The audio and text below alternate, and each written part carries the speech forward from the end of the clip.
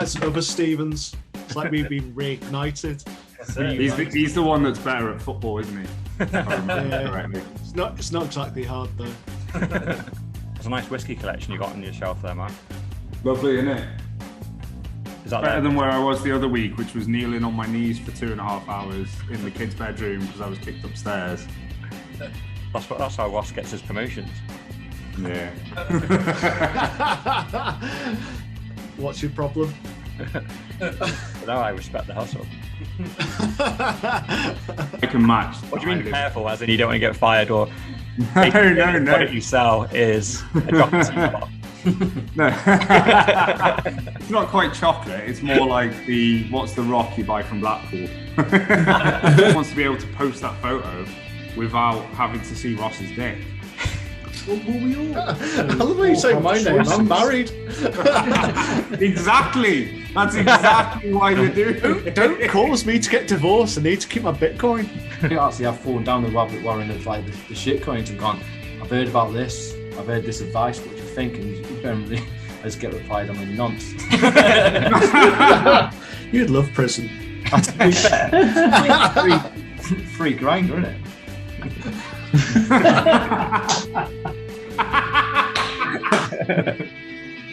That's going on the show notes.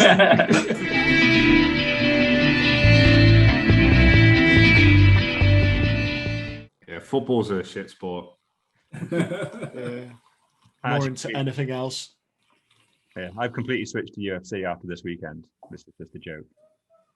Yeah, because Dan, you haven't met my brother, have you? This is Tom. No. Hi, Tom. How you doing, mate? Yeah. And like I was saying when you joined, I thought we were going to have a heavily vetted guest list, not just Tom turns up to the next one. To be honest, I can't get rid of He was preempting that because he knew he was with him this week, and he was like, "Well, I can't fob him off really if I'm doing You it." can say, Tom, fuck off. I say that every day. Well, like the old days in Acton. Yeah. Back when we Are you guys away, are you? Yeah, we're down in South Wales for the week, yeah. Oh, nice. Still So baby. you took the whole setup? Yeah, got the mic down here, got everything, yeah. He brought the hat. Tom wanted the hat. Grab the hat. Yeah. Is that the feature now? What is the hat? Go on, Ross. Is it just a random hat? No, it says Hoddle on it. Ah, I can see that. Yeah. Okay, now I'm with you. It's paid for with Lightning, paid with Sats, was one of my first ever Lightning transactions at a Bitcoin conference for a Hoddle hat. I think this is probably the most expensive hat I've ever bought. I think I bought it for about 15, 20 quid at the time. And I haven't even gone back to figure out how much that's worth, but it's probably at least £500. It's so funny. It's not quite the pizza. No. But eventually, if you fast forward another 10 years, this probably will be a 20 grand hat. You're right. It's okay. Make it an NFT and sell it. I can make an NFT. If it becomes famous on the pod, eventually, its value might catch up, and I can sell the hat for 20 grand and buy the sats that I originally traded lost for 20 quid. Well, it depends how much Bitcoin booms now, because I think one of the topics from last week was, well, what price do you think it'll be in the next year? Go on, then, you guys didn't go. I said 750. 750. What did Darnell go for? I think I went 250. Yeah. Go on, then, you guys throw in, go on. Well, I work in English money. None of these dollar nonsenses. 140. Okay. Conservative. Okay.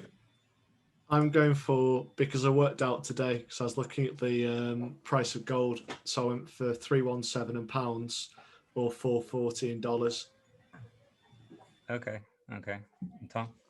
I reckon it's going to be probably double what it is now, so I'm going to say around about 100k. And I think this time, well, in December, I reckon it'll be back down to end of the year, back down to what it is now. Okay, so that's everyone's predictions locked in for 2021. Well, I'm going for a year's time, so May. Trying to get to that price. I thought it was by the end of the year. Yeah, end of 2021. Not in 12 months. End of 2021. And are we saying that's the all-time high? So it might, or what it's going to finish the year on? Finish. No, just that's the peak price. Yeah. Yeah, the peak go price. for all time. Peak price. Yeah. Yeah, It that's could, how it could bounce off and like come down 50% from anything. Couldn't Yeah, it? exactly. I That think 750 is outlandish. It's bold. I'm the only bullish one here. You're all bears. It's double nonsense. I was trying to find that for- screenshot of the Dogecoin thing the other day, and I was flicking through at me panicking it had been 24k. What's that? Yeah, exactly. But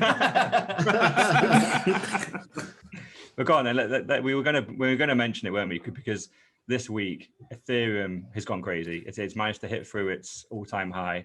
It's managed to it had a big load of resistance at 3k. It's burst through that, and literally today Doge has gone through its all-time high yet again.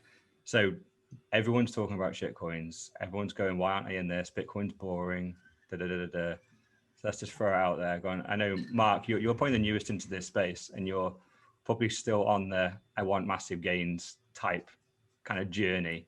And you're just seeing a load of TikTokers and shit posters on Twitter make a load more gains than you. So how are you feeling about that right now? Well, you said that you kicked me out of the group and chopped my balls off if I bought shitcoins. So I'm not keen on that penalty. I don't know. We ask the question, don't we? Every week I'm like, it's pissing me off. Why is it doing this? But you've been there and you benefit from the experience of the other people that you talk to. And when they're saying that actually, no, take a step back. When the description of the coin that you are buying says that it is a joke, it is a meme, it's based on a dog, and that it infinitely inflates, you've got to question why are people buying it. And you look at that chart, it goes up, but it does come down very, very quickly. And people are purely in it for the gains. And when you're just in something for the short-term gains, some people are going to win, but a lot of people are going to lose. And that's the opposite of what Bitcoin is. I love it. Go on, Ross. What's your view on shitcoins right now? Are you getting a little bit jelly? I think it's always always that finger hovering over the buy button on Doge. I reckon he's getting the same. It's always tempting to buy altcoins because you see the massive gains because you've got ones which are starting, maybe basically got their own little hype around them. So it does this because I think there's an not an advert. It's one of those ones on Coinbase where you get free. What was it, fourth or something like that? I think that's the last one, and it's a typical. I've kind of looked at ones again and again, thinking there could always be the chance of another Bitcoin. There could be another chance of a great value, but I suppose the fact is that Bitcoin got it right, and everything's trying to copy it, but they're trying to have some slight little difference to it. And the fact is, Bitcoin actually managed to get it right. So, what is any other coin going to get over Bitcoin? I think that's where they struggle. So, like the fourth, where they went, oh yeah, if it goes up in value, you get more coins. But if it goes down in value, it then shrinks into less coins. I'm like, why don't we just have increasing prices? It just sounds useless. And with Ethereum, it's meant to be a great little network, but it's not decentralized. So it kind of defeats the point of why Bitcoin is better. So you're looking, I think we've got to remember that Bitcoin is basically money 2.0 or gold 2.0. How can we control? How can we sort out the flaws?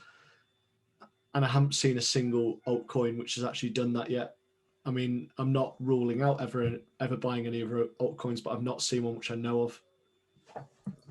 The uniqueness in Bitcoin is that the founder, the generator, the person that made it has disappeared and doesn't want that fame, doesn't want that glory, doesn't want that control, whether it's one person, whether it's a group of people. And you just need to look at the noise that goes around everything else on Twitter to know that the agenda is totally different. It takes a big person to step back from something and totally disappear. How much credit is there really to be garnered if he was to step forward and be like, I am that man? Yeah.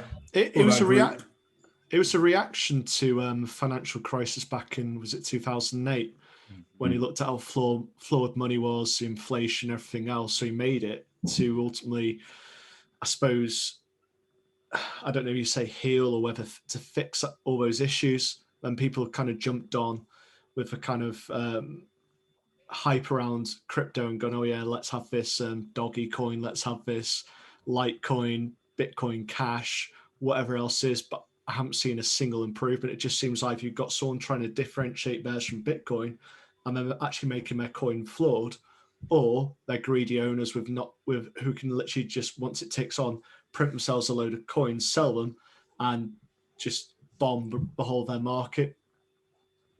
Yeah, definitely. How many times do you think it would take for a shitcoin to really wreck people for them to understand? I know. I don't think it will. The human greed means it's going to be forever and ever. There will always be the next Bitcoin, and there will always be that. And So there'll be no caution. Yeah, exactly. But there'll also be new people to the market, and they'll look and they'll like, I have got you guys, and that is the difference. You know, I think I'm the only one, I don't know about Tom, that hasn't bought a shitcoin ever. And Gaz, maybe because he was in crypto early, but I know Ross and I know Darnell have. So I'm the only one that hasn't. But if I didn't have you guys, that's actually amazing. You actually are the only actually pure Bitcoiner, pure Bitcoin maximalist. Because back in the day, I was buying shitcoins just as an experiment. I didn't know what I was doing. I had no one to advise either way. But you'll have made money out of them. Yeah, I did. Yeah. And I think, and bizarrely, it's I think almost I'm one of the examples that people use now, because I just put, you know, a couple of £100 that was like left over, put them into some shit coins, then they 100x'd. And I made a load of money and then converted it into Bitcoin. And it's like, that's exactly what everyone's doing right now. They want to find that 100x, to stumble into it, have it pump, get out at the top, and then convert it into sound money, which is Bitcoin. But the problem is that moment really never comes to people. They get greedy even after the 100x. It's like what people are doing with Doge right now. It's all-time highs. I think it's about 50 or 60 cents, and they're all. And already the Doge to $1 is almost going away, and now they're going Doge to $10, and that pretty much takes it, I think, to a higher market cap than Bitcoin.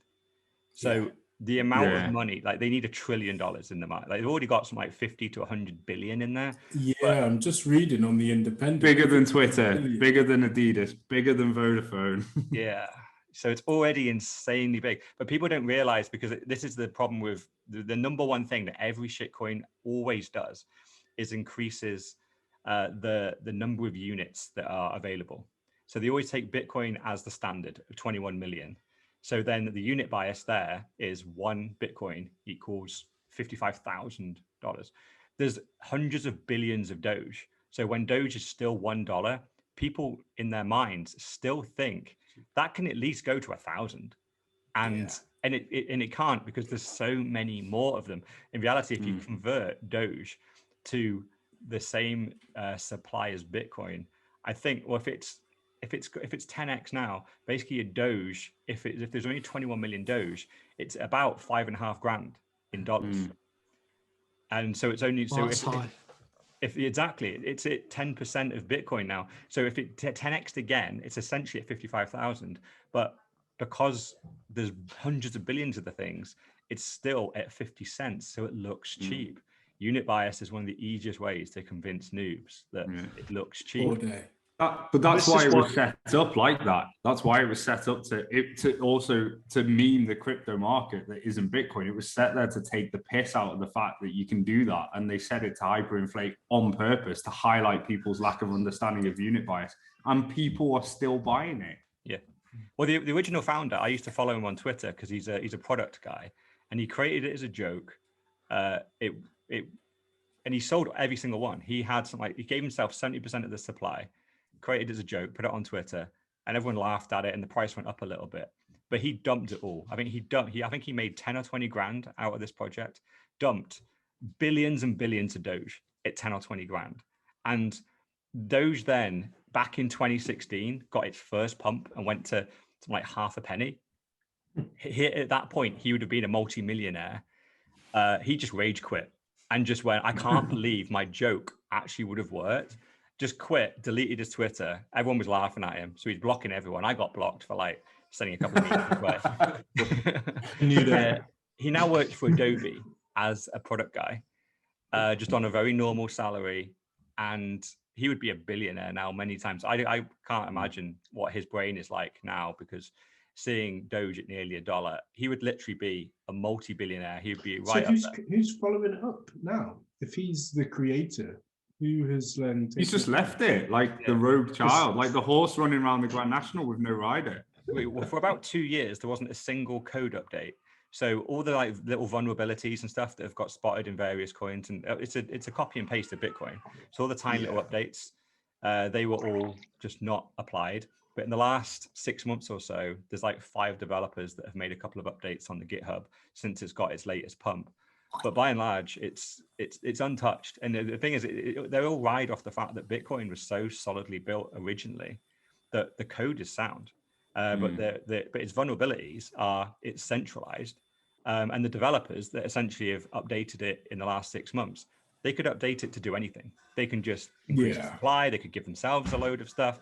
But the underlying code itself it's Bitcoin. It's Satoshi's code, and they just forked it and just created this inflationary stuff on top, and then put a picture of a dog on it instead of a bee, and yeah, it's worked. It's captured the imagination. A lot of TikTokers are tweeting and doing videos about it, and here we are. And How many coins get added every year? It's not even that. It inflates on like, is it a daily or hourly basis? Yeah, I think it's from like 5 billion a day gets printed, like 10 million a minute or something. It's crazy. It's stupid. Oh my basically. word. It's a piss take. Well, isn't it a fork of a fork? Isn't it a fork of Litecoin? Oh yeah. So Litecoin's a fork of Bitcoin, and then Dogecoin's a fork of Litecoin. Yeah. It's just crazy. They're all People are buying Satoshi. Yeah. I think also madness. I know from my mates that I've tried to influence into the Bitcoin sort of journey. They always say, well, okay, so where do you see the price going? And I give them that sort of 10x sort of figure in the next few years, whatever, just to sort of say you're not too late to join. And they always go, but right, okay, so you just said this is a 10x you're looking for. So why don't I spend a load of money on like the 4P altcoins and I get a 10x there, so it's exactly the same. And this is the problem. So if you go on Coinbase or Binance, whatever it is, you've got a whole list to choose from. You've obviously picked out today a couple of the ones that have actually mooned. There's how many hundreds are there that have just not done nothing? And I think that's the biggest message for me. It's like, yeah, you can look at Dodge and go, yeah, it's awesome. Like you made a massive amount of money. However, what about all the other ones that people have chucked a load of money and come to zero? You also haven't made anything until you sell it. And the question is, when do these people sell? They're all holding it now, waiting for $1. If Musk was to tweet tomorrow that Doge is a pile of shit and he was taking the piss, the price would crash and half these people would get wrecked. That's literally how fragile it is. But it's one of those ones people are purely investing on, betting on speculation, but other people go into it, so they're hoping it'll moon up. Whereas the whole point of Bitcoin is it's an improvement on currency, it's an improvement on gold. So it goes back to Jeff Bezos, who was saying, invest in something which you believe in, something which is actually going to do some good. Yeah. What good is Doge going to do? It's a meme, it's absolute rubbish. It's there as a joke. And people have just gone in it for a joke saying, I own like 5 Doge coins and like 1 million people have done that. And it's just kind of got a bit out of control. It's going to absolutely wreck everyone because they've just invested in a load of rubbish. It kind of goes back to the .com bubble where you have people just go, oh, it's a .com stock, I'm going to invest in it. But what is it? Whereas the people actually research and actually invest in things like Amazon, they saw their money, go up, probably have a bit of a dip when it will crash, but then absolutely go through the roof to the moon and that's, what we're aiming for is something which actually has value rather than just something which is, I suppose high time preference, trying to get your returns straight away. We're going low time preference. Let's sit here and wait. Yeah. Ironically, it's everything that the press and the market and the media would have you believe Bitcoin is. Yeah, that's great. It's like it's literally all Dogecoin is all the fun with a cute dog on the front. Yeah. Which I think is also an emotional attachment for people that have seen the meme of the dog, which is a real dog, and then they've attached it to Bitcoin and then cryptocurrency, saw the expected or potential gains, and all just combines into one, I think. Yeah, it does. Yeah, good. I think this is the thing that why do people first buy Bitcoin? They do buy it for number go up. That is the number one reason. And then I think when you get a bit deeper in, you do it to hedge inflation. You see inflation coming and you realize you need to invest. But the thing is, you can invest in multiple things. You can invest in property, stocks and shares. They will all outperform inflation if you do it right, because inflation's flowing into all those assets. There's another reason. But then the next two reasons in my mind, they're only Bitcoin. And that's the separation of money and state. If you do that, then we're actually actively combating inflation to stop it happening. Because if we buy Bitcoin, then the governments can't print more. So we're solving the problem. And then the next one is to be self-sovereign. So on the one before, you could have gold, but you can't be self-sovereign with your gold, not really. You can't take it with you wherever you want. It's not easy transportable. You can't pay someone in China with your gold as easy as you can with Bitcoin. So I think once you're down the rabbit hole far enough, and it's not just about the gains, you also want to hedge inflation. You also want to separate money from state, and you also want to be self-sovereign and be a self-sovereign individual and go anywhere on the planet with your wealth. If you need all four of those things, Bitcoin is the only answer. But most people that come into the space, they're just on number one. They want number go up.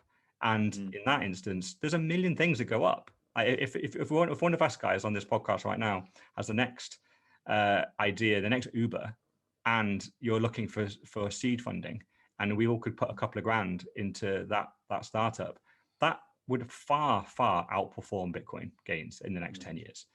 And so there's a million investments that you could do that would outperform Bitcoin.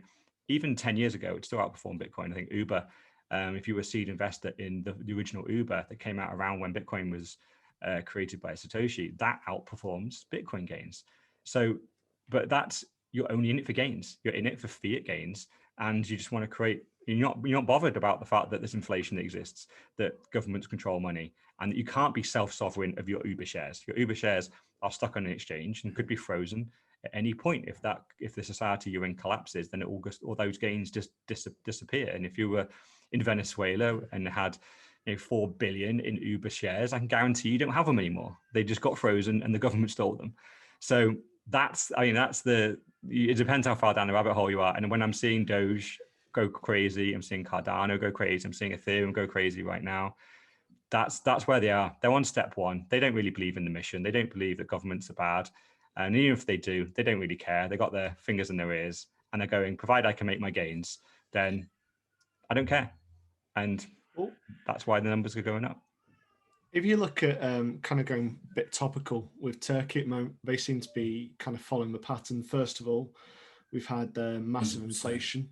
Their currency has been massively devalued. I think they've been through about 5 different finance ministers, and we've all kind of gone different directions. Maybe all been sacked after about 3 months when the prime minister or president has realised our economy isn't getting any better. And then they've banned Bitcoin because everyone started investing in Bitcoin because they realised that their currency was basically on the brink of collapse.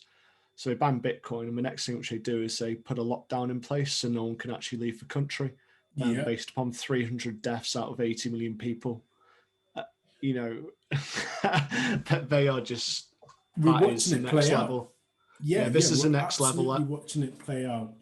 I don't think anyone actually realizes where Turkey is. That is your prime example. That is, you could argue about COVID across the world and the kind of whether there has to be in lockdown, but Turkey is a prime example where it's not needed a lockdown, and they've just taken full advantage of it to lock their citizens in because they are stuffed.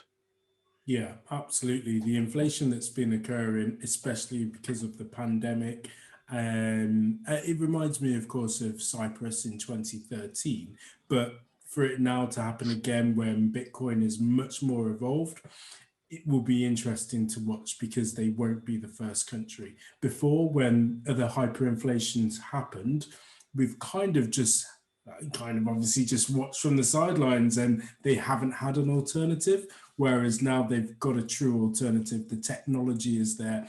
We all know, we talked about it last time, you and I, Gaz, in terms of gold, they couldn't take their bars of gold anywhere else. So they've now got a portable digital solution to hedge against all of this. And despite their government trying their best, they do have an alternative and a savior in Bitcoin. And it's even got a prison safe for your secret words. True. What do you think, Mark? Because they've closed down. The reason for their reason for changing the exchange down is AML and KYC non-compliance. Yeah. That seems to be the question now, and obviously you guys will still work in that space. So this could be a load of business for you guys. But what's your thoughts on, number one, do you think it's legit? And number two, if let's just assume it is legit and loads of money laundering is happening, does KYC and AML actually stop it? I think we all know that regulation it's never the full solution. You know, at the end of the day, you're looking at, and we've got to be careful because this is what we do, but I can match. What do you mean careful? As in you don't want to get fired, or no. The product you sell is a chocolate teapot. No, it's not quite chocolate. It's more like what's the rock you buy from Blackpool? It takes a little bit longer to freaking yeah. Get a couple of cups of tea out of it, but I wouldn't. I could eat a chocolate teapot in about 10 seconds. The rock would take me a little bit longer. I think the whole reality is sales pitch. Yeah, exactly. Sales pitch. You've got to look at the balance between customer friction, customer onboarding. Look at Coinbase now. Best endeavors. Yeah. Look at Coinbase now. Look at all the exchanges, the backlogs that they've been working through now, and that's just adhering to the current regulation as it is. Even though they're not regulated, they're still doing that to show that they're doing best practice, or all the ones in Europe or around Europe and America are. To truly combat money laundering, what do you actually need to do? How far do you need to go into every single person that would sign up if you were going to put a robust process in place to genuinely combat it? You know, I can prove that I am who I say I am. I can prove that I live at the address that I say I live at. But beyond that, if you're only investing so much money, if you're only depositing so much money, if you're only withdrawing so much money, they haven't got the physical time and resource to check every transaction, every source of fund, every source of wealth. So they have to draw a line somewhere. And that's the vulnerability, is where they draw that line. They draw the line quite low. You might say $2,000 a transaction, or $10,000 a transaction if it's cash in person. And how many transactions fall below that? So what do you think the money launderers and the fraudsters do? It's not true money laundering checks, because we're not looking at source of wealth or where the actual money has come from. We're not saying, okay, this person has a role in a job and therefore we're seeing the money being deposited from employer to said person. That person is getting X wage, and there's a percentage of that wage that is then being deposited into the exchange, and they have no other source of income whatsoever. You know, that's true money laundering, and in terms of, or anti-money laundering, but it's the risk and the balance capabilities. Absolutely. 99% of people that are transacting their money through those exchanges are not laundering money. Yeah, you know, they're not. So why put a process in place that would exclude 80% of them? You know, it's regulation is regulation. We all adhere to it, and it pays me a nice salary, and it means that I can buy more Bitcoin. So I don't mind regulation to a degree. Gas hates it, but it's still paying me. So I think it's a difficult question to answer, because there isn't a silver bullet solution to it. You know, we'll check. We can't see it now, but there will be in the future, and that's the difference, isn't it? You're looking at things like digital identities, which will probably be when it actually brings everything together. But are you telling me when you create a digital identity that you won't be able to replicate that you won't be able to sell that you won't be able to steal that? It depends how deep they go into it. Yeah. The regulation's 10 years behind the genuine, real criminals, if not more. Yeah. Because they'd have to link everything together, you know, whether it's on the blockchain or something else. So things like your spends, your incomes, but who's going to do that as well? Well, you know, really, who's going to pull all that information together? Who's going to share all that information? I think it's talk to each other. I think it's only a matter of time, but it's just going to take something. Except they're trying to do the start of it with the vaccine passport. That's the start of it. I can tell you that, but no one wants it, so we're not in that frame of mind to actually be brought in to like the masses. So you've got to think that it's so much privacy. Who owns it? Who regulates it? So do you really want, Facebook holding on to digital identities after their track record of data, or MasterCard exactly the same? Experian, Equifax have all had data breaches, and everyone's heard about all these. That's the issue. So someone's got to own it in order to get it up and running. So there was one which was, I think, meant to be self-sovereign, but that fell apart. I can't remember the name of that one now.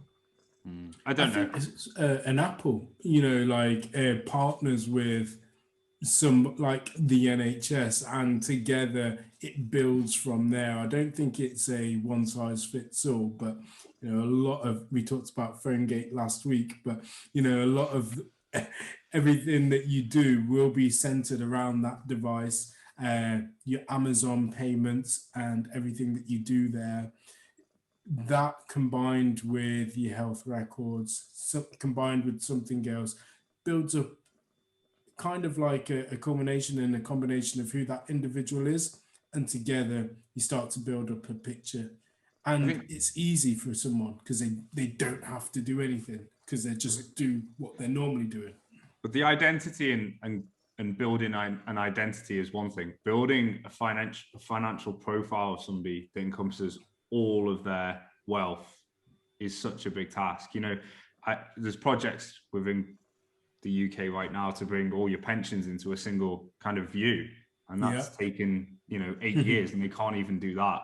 So open banking, just Google open banking and what that was supposed to be, and then look at what it is now 5 years later.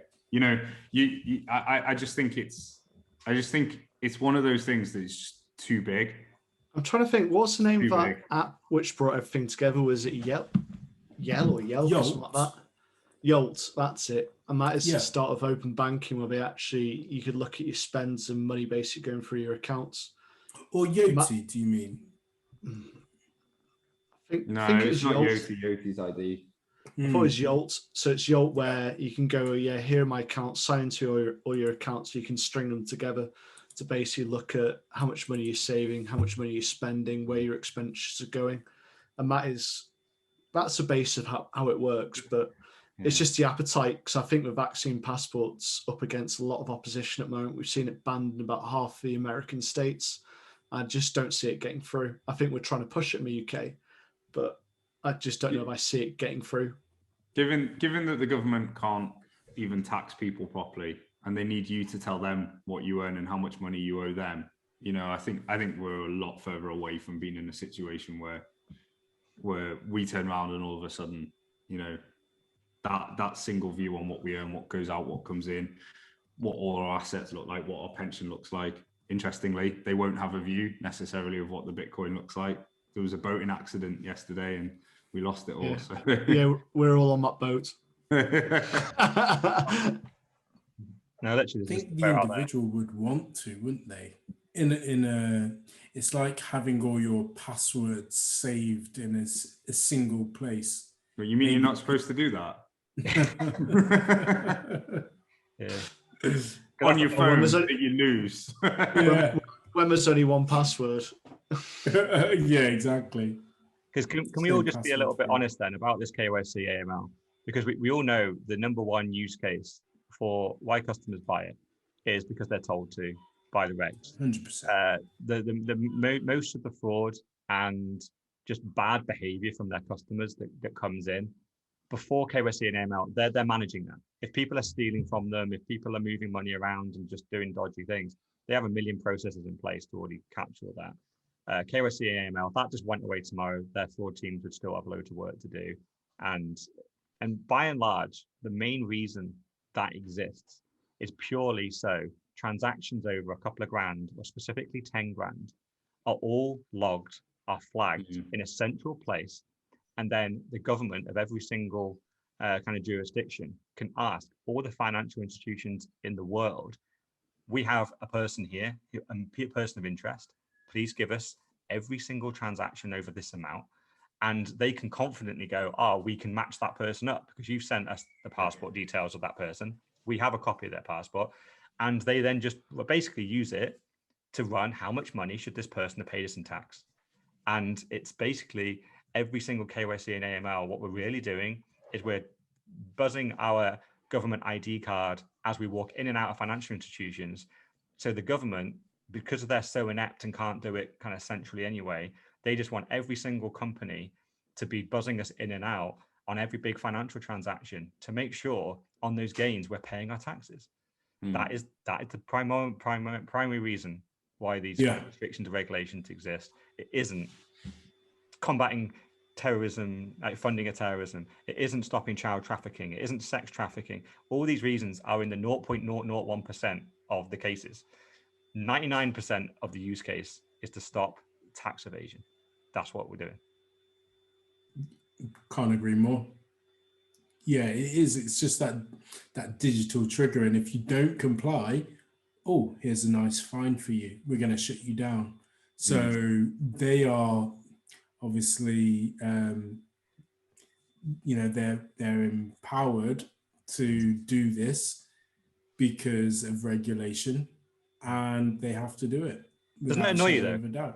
Obviously, we all work for the company that does this, and when I first joined, like, we don't just do that, fortunately. So there's a few other things that we do. But when I first joined, that was why I was doing it. Basically, these products are fighting the bad guys. They're a little bit invasive. They do invade people's privacy, but it's a necessary evil because we're stopping the bad guys. Once I dug into it more, I realized actually this isn't really stopping bad guys. The bad guys typically can find fake IDs or over the dark web. They get through. They launder their money anyway. So the sex trafficking, the working cash thing. Yeah, exactly. The 0.01%. To a certain extent, they're smart guys. They get through, and it's the or they pay people to do it, or they do smurfing. Use multiples so they're under the radar. Yeah. So actually, all we are doing, we're not stopping any of that because that gets past the kind of processes we put in place. All we're doing is IDing everyone in and out to make sure they pay their tax. And if anyone doesn't pay the correct amount of tax, the government now have the proof that they didn't and can imprison them and ask for more money.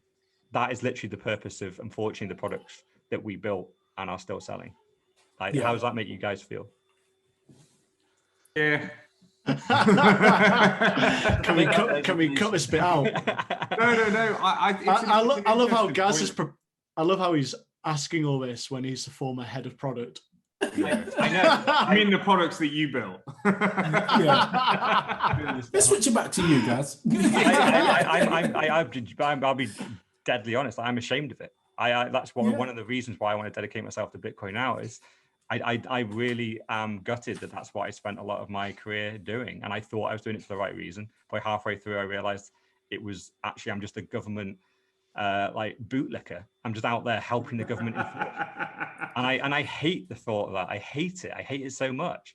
So yeah, I'm gutted. I'm genuinely gutted, and I want to try and almost redeem myself in Bitcoin now and undo the next 20 years of my life needs to undo the last 10 because I help the system be more efficient, and I hate the thought of that. Yeah, it's a good product though. Bullshit product. If you need some KYC and AML, you should hit us up. So because then I get more commission, I can buy more Bitcoin.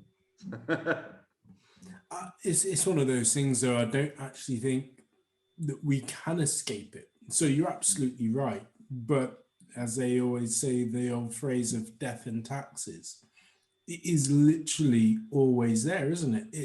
That's the reason. They are there to try and catch you out. McDonald's having a panic, by the way. You can see the chat going crazy. Yeah, my disclaimer is, by the way, I have no idea what you're on about. Yeah, that's fine. As long as you're not just drinking orange juice there, it's okay. No. I'm not Ross. Well, we were drinking today, actually. Well, yeah. I've Dragon Legend. Oh, interesting. Jack Daniel's honey. It's an easy one. JD. Got a load left over from Christmas, so it doesn't even count. Jack Daniel's and ginger. Oh no, it's not. No, it's like a liqueur, isn't it? More than anything. So from my feedback from the first pod, number one was, why is Ross drinking water? Why do I care what you're saying? I'm your viewing public. Yeah. I still don't care. He is indeed our viewing public.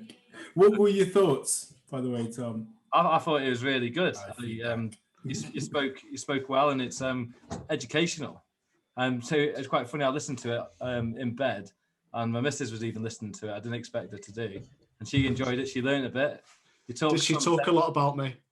All the time, mate. He says, whatever happens, Tom, don't lose your hair, mate. You look like Tom again. That's my favourite bit. I was like, one of my criticisms was there wasn't enough bashing of Ross. It started off so strong.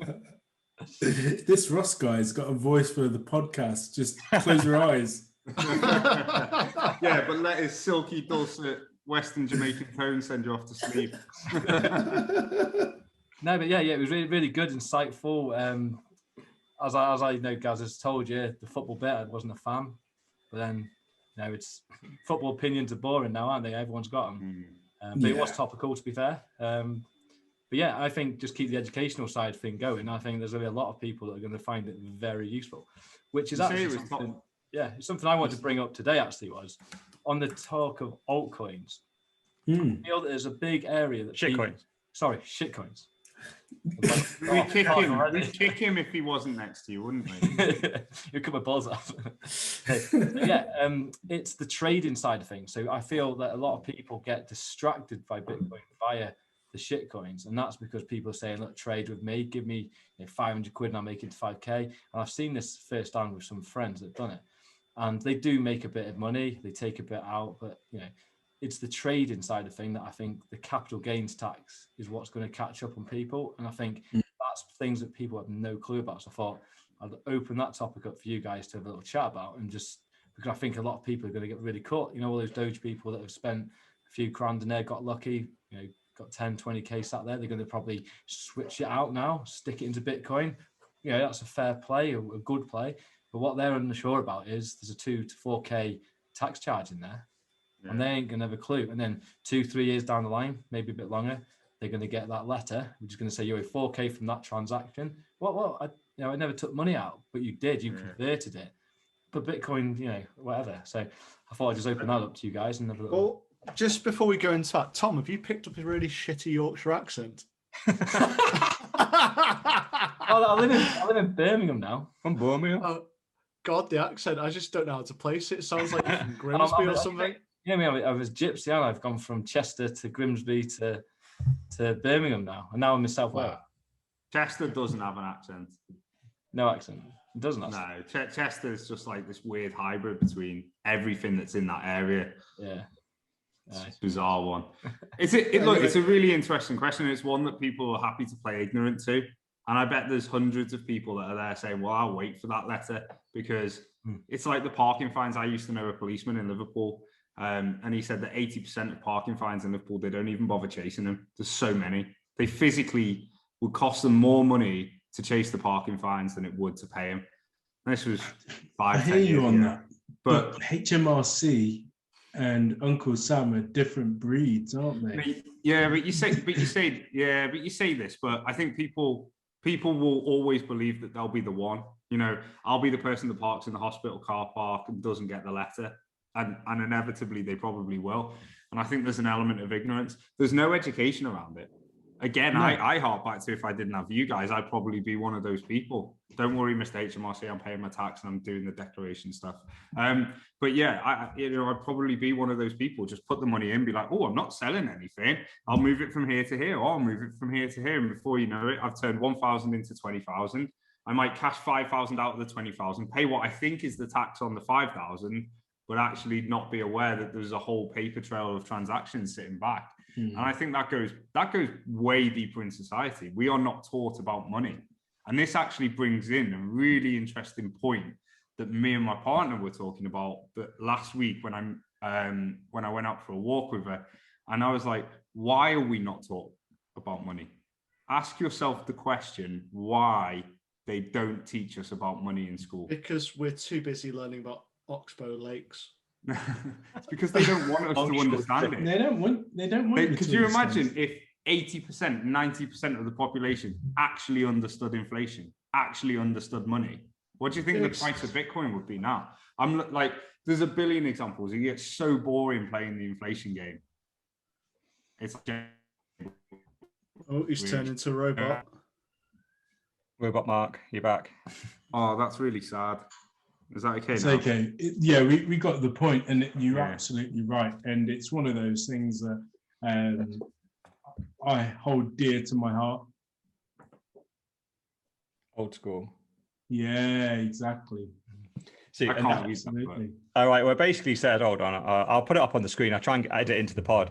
But basically, it's from, I think it's from Snoopy. Is that Charlie Brown? Yeah, Yeah, Snoopy, Charlie Charlie Brown. Brown, yeah. Charlie It says, Brown. no one's going to give you the education you need to overthrow them. And exactly. that's exactly the point that you just brought up there, Mark. Like, that's why the government doesn't teach you about money, because they want 100% control of it.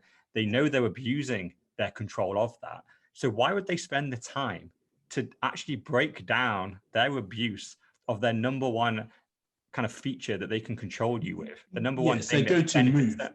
It's literally not. They are not like I've said numerous times, I think, on this pod already. Like, the world is all about incentives. So what is their incentive? Like, literally, if the general population learn about money, they learn about inflation, they're going to rebel against it and reject that form of money and move their wealth into some other type of asset that isn't being abused. So you don't want your population to do that. If anything, you want to do the reverse. So you want to impound in your population, no, debt is good. Yeah. Our money is good. The only thing you should buy for an investment is a house, because you never sell that. That's basically, it's a big ball and chain around most people's leg that they have to work till they're 65, 70 to ever pay off. That just, if anything, locks them into the fiat system even more. It's only the people that actually start to unlock all this and then start buying property, renting it out, and what kind of stuff. That's now you're unlocking the investment opportunity in it there. But most people never get that far. They literally just lever themselves up with as much debt as possible, and paying that off is seen as a societal success. If you die with a house and you brought up a family, you are a success. And that is essentially what we get taught in school without us really realizing it. That is what we get taught, and then a load of garbage junk along the side of it. But if people got taught about money properly, that you would have a mass rebellion on their hands from very young age. And they want to indoctrinate us into thinking that money is good, earn your money, get a mortgage, and the main objective of your life is to pay it off. And that breeds nice lot of worker ants that go out into society, work in factories, and are fine, have no idea that their minimum wage that goes up by 10% every 10 years that's good, even though inflation is far outpacing them, and they're actually poorer the more they earn, not richer.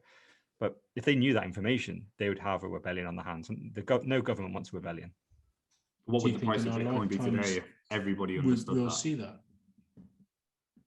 Go on, So mate. what was that, Darnell? I was going to say, do you think in our lifetimes we'll see that? Because with social media and the world obviously becoming smaller and smaller, information that used to disseminate used to take ages, but now we are talking more about money. Back in the day when the printing press, I think it's about 600 years or so, we've had an actual physical printing press. But, they used to burn books, but they can't burn digital like copies or things that we can share with one another. A story can happen, and within 10 seconds, it can be over the other side of the world. Yeah, unfortunately now, I would say, like, social media, the golden age is already over. The last 20 years of it spouting up, they had no clue how to control it. Now we're so centralized again. I think just as it happened with newspapers and stuff like that, there was like thousands of local papers. But fundamentally, once you fast forward 100 years, really, there's only 5 papers that are owned by 5 different guys. So all the government has to do is go to those 5 guys, essentially get them on the payroll, and now suddenly they can control the narrative just that way. And exactly the same things happened in social media now. It used to be a free-for-all, but now just look at how many right-wing kind of anti-virus, kind of like pro-Trump people, like, as much as there's a load of views that are mixed in there that I find offensive myself, but I would fight for the right for them to say it. But they've been blocked, completely dismissed off all social media. You've only got to look at Donald Trump himself. He's like, normally in America, like, once you get the presidency, you're always referred to as the Mr. President for your entire life. Like 2 weeks before he was even taken off as president, he was blocked from all social media for life, can never say a single word on there. So if they can do that to an ex-president of the United States, like the leader of the free world, Like, Well, even that job title is a complete farce. Like leader of the free world, he can't even tweet himself now. How free is that leader of the free world? Well, They're In a country with free speech. I love this. They can block his tweets, they can block his followers, but somehow they can't block racism or paedophilia. You know, like just that's saying to everyone. Yeah. I think Mark's playing book porn or something, so his internet keeps on dropping. It's probably the PSG stream that he's got going at the same time. No, it's raining.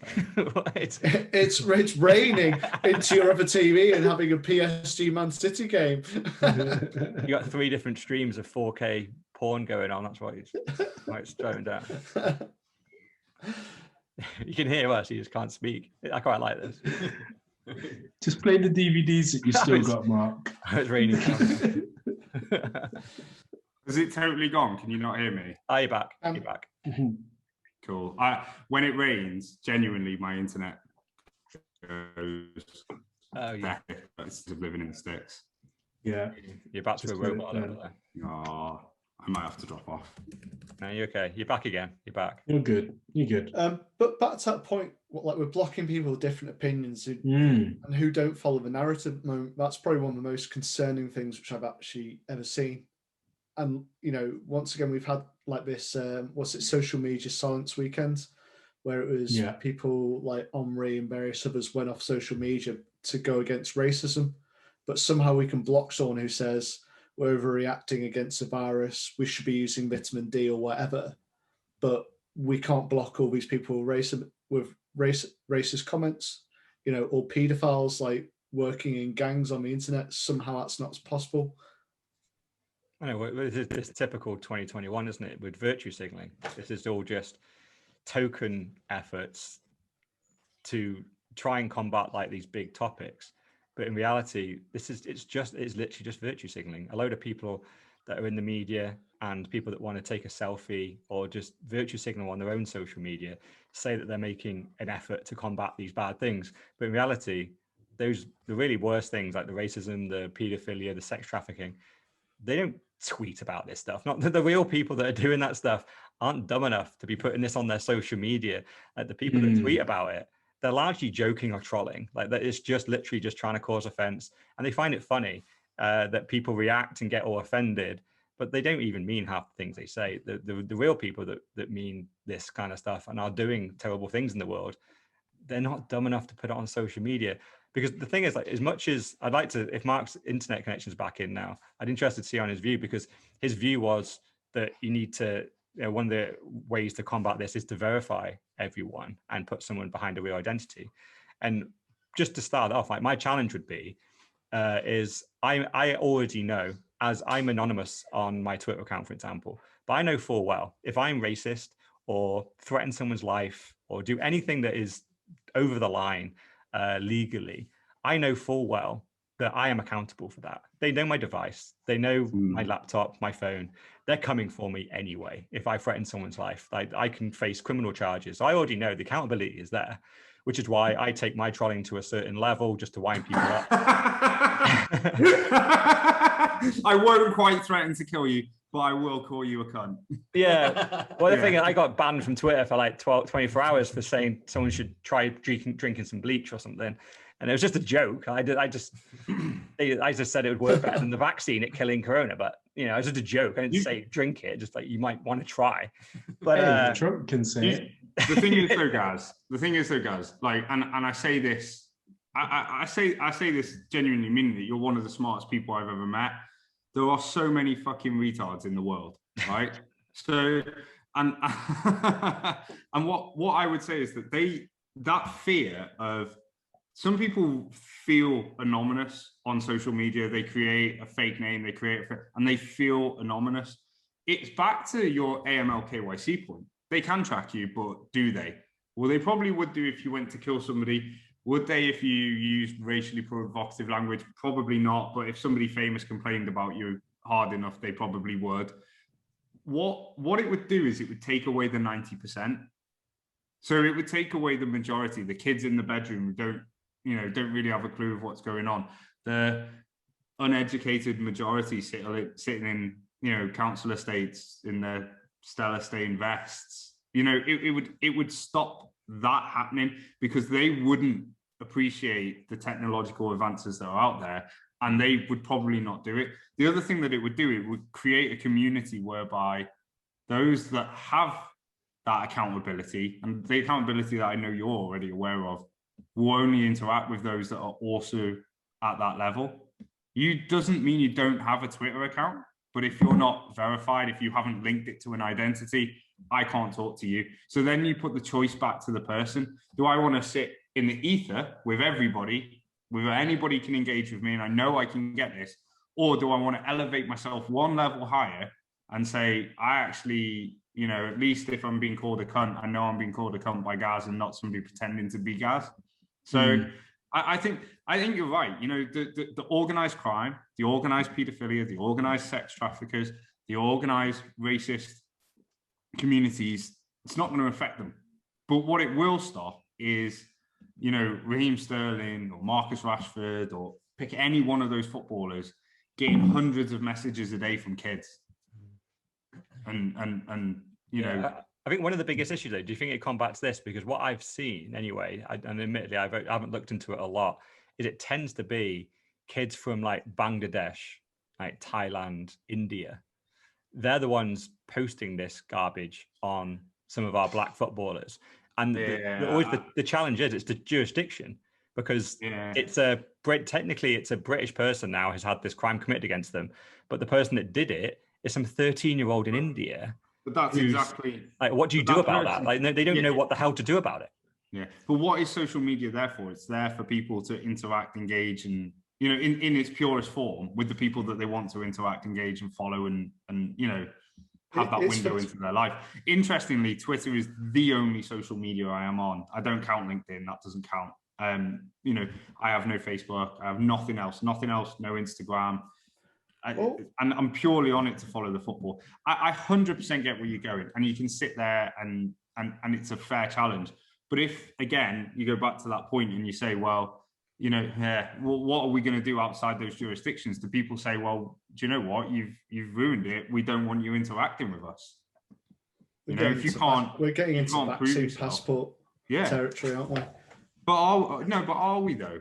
I don't think we are. Like, it's a choice to say, but it's a choice to have a vaccine passport. I don't know. I think that's a bit different. I feel like flip it around. How would you combat it? How would you stop this happening? What to stop the? No, I'm asking you. Yeah.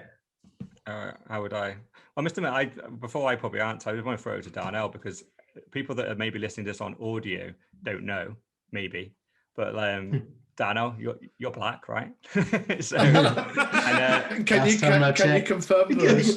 And the rest of us are white. So this is like, it's almost like to a certain extent, I do think that my opinion on this matter, like because by and large, I actually do believe, like, if like the internet is a nasty place, right? Were you going to say that? You're going to say that? I believe I'm black. I believe I'm black. Yeah. I self-identify as half black. Just a little bit. But no, because by and large, like, my view on it really, and I don't, and this is the thing, like, I don't think my opinion is as good, because you potentially haven't come from that and haven't experienced it, because the internet's a horrible place. So I look at like the black football players, and they're getting the racist abuse, and it's really easy to abuse a black player. They just put what I've seen is they put the monkey imagery there, and they just post a load of that and they press send.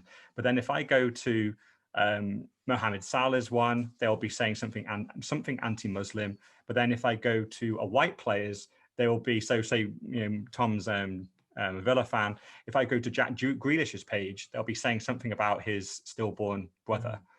So they're going to the most offensive thing they can possibly find and just posting part of it. And personally, my opinion is, if you get to that point and you are some form of celebrity and you have millions of followers, you just have to accept that 0.1% of people are purely going to go there to try and offend you, try and get a rise. But by and large, the majority of the comments are nice and are from your fans. But I think especially in football, obviously there's these rivalries. So the opposition fans will just come and try and wind you up. But I'm interested in probably in your view, Dan, now to see whether, as a non-celebrity, have you ever like experienced that, and what your view is on what you think should be done to stop it? Yeah, personally, I haven't ever experienced it in terms of anybody like coming at me on social media. Very similar to Mark, I'm not on Facebook. I use Instagram here and there. I don't count LinkedIn as social media, but I would say I do experience it like on a daily basis or think about it, right? So here's an example today. I live in a white area. This is like white suburbs around here, yeah?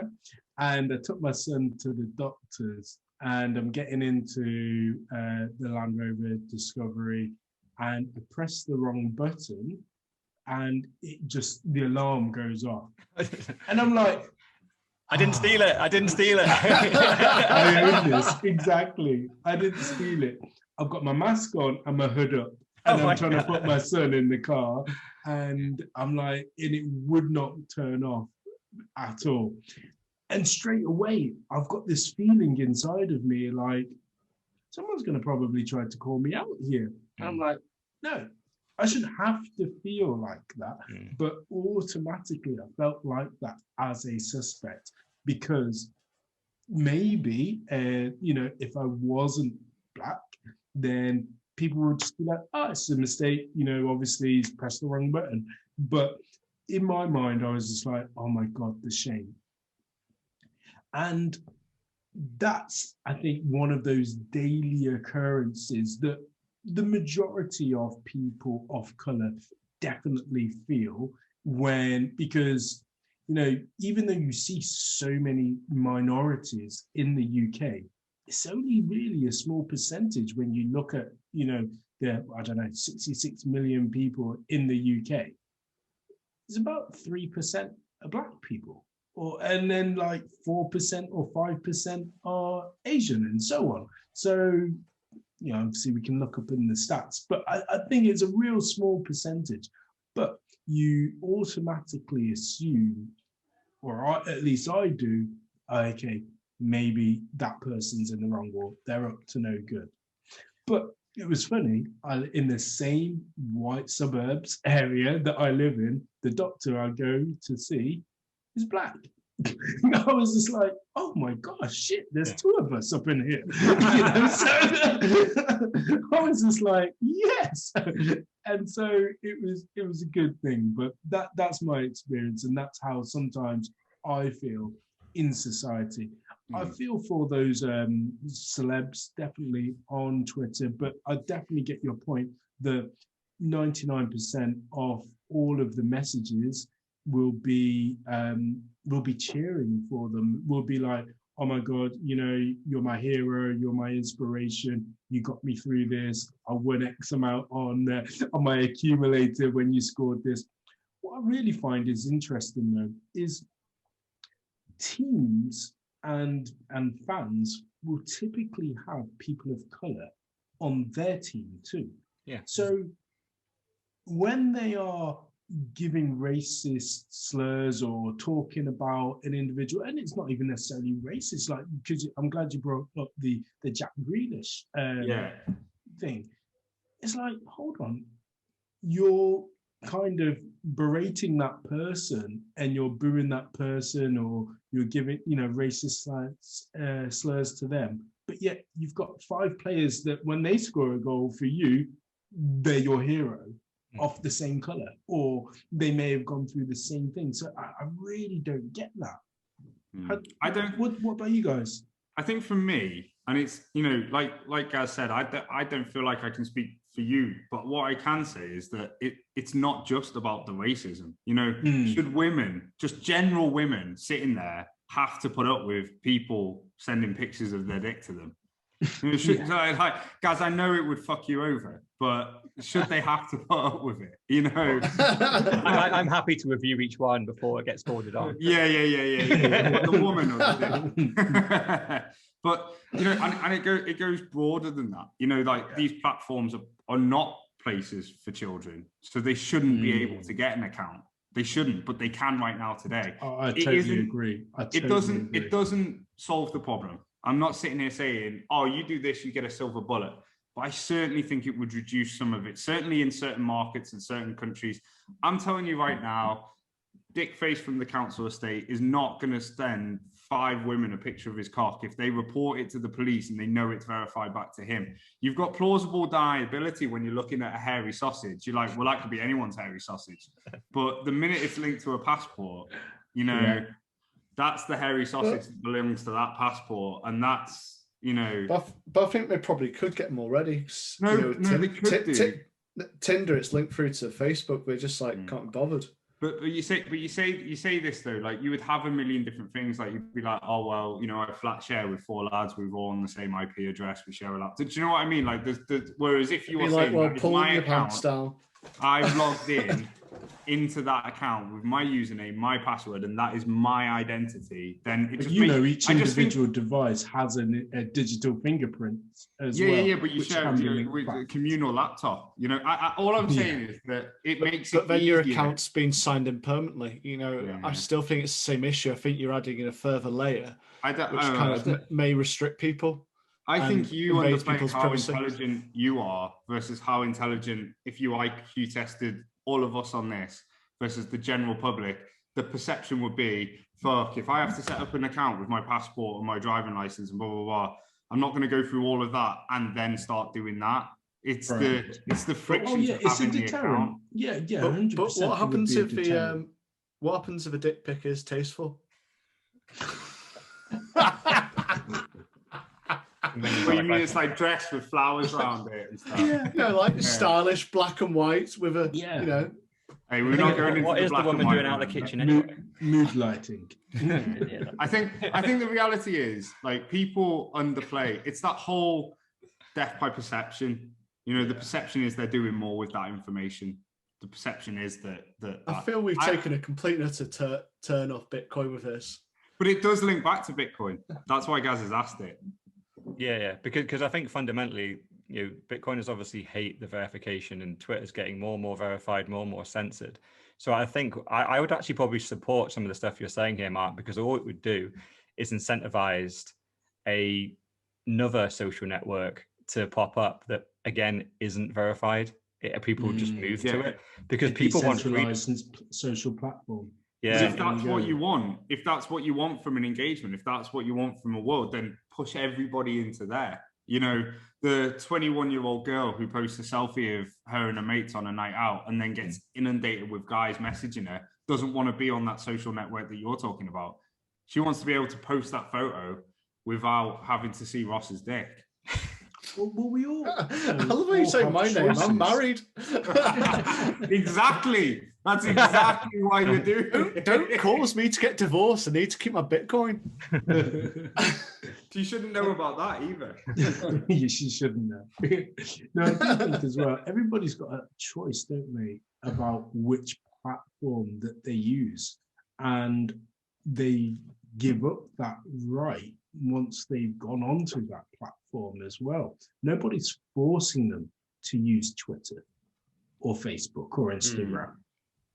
Exactly. And all these platforms as well, you can protect yourself. You can have your tweets protected. Your Instagram can be protected. You can verify each person that you want to interact with. Then you can do a lot of restrictions on that already. The problem is people are clout hungry. They want millions of likes. They want millions of views.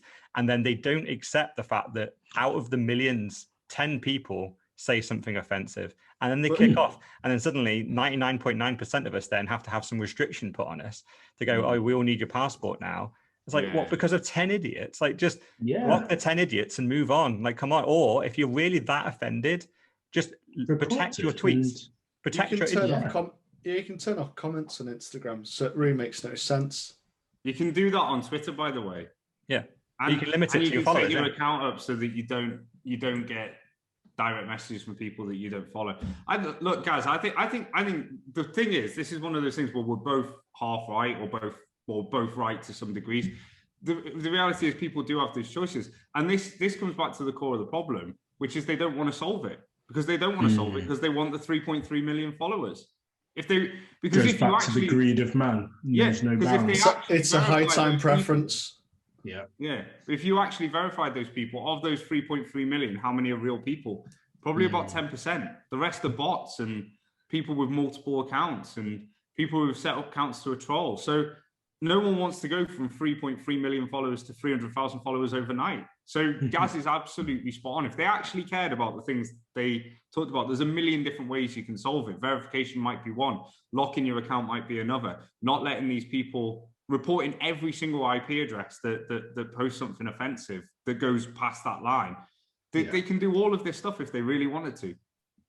And they don't. Yeah, agreed.